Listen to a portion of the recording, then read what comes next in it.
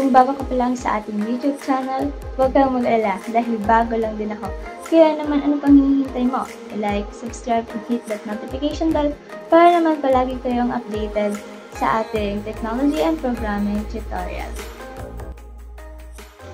Ngayon, una po natin gagawin ay i-run po natin yung Notepad as administrator. Pag nalala na po natin siya, ang sunod na po natin gagawin is pumunta po tayo sa files and hanapin po yung desktop. Mag-add po tayo doon ng another folder. Pangalan lang po natin na let's say Java. Kasi doon po natin i-compile yung mga na-create natin na code.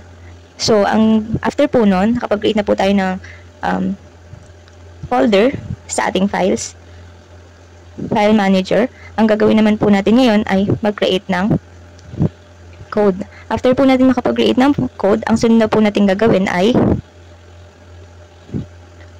i-run po siya. Make sure po na kung ano po yung nakalagay doon sa class name, yun din po yung ipapangalan nyo sa file name.